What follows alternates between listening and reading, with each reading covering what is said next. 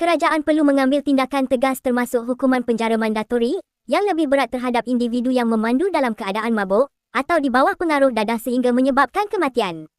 Timbalan Menteri Perpaduan Negara, R. Yuneswaran berkata, pesalah yang menyebabkan kematian atau kecederaan serius kepada orang lain juga wajar digantung lesen memandu seumur hidup.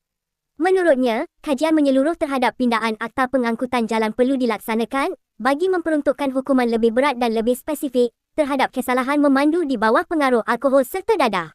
Sudah tiba masanya negara mengambil pendirian tegas bahawa memandu dalam keadaan mabuk atau di bawah pengaruh dadah bukan sekadar kesalahan jalan raya, sebaliknya ancaman kepada keselamatan awam, katanya menerusi hantaran di Facebook hari ini.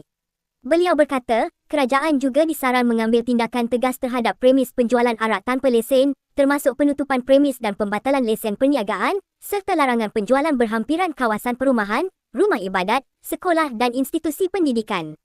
Yuneswaran berkata, kerajaan juga perlu meneliti semula had waktu penjualan alkohol, serta menghentikan paparan terbuka produk berkenaan di kaunter dan rak jualan seperti kawalan terhadap produk rokok.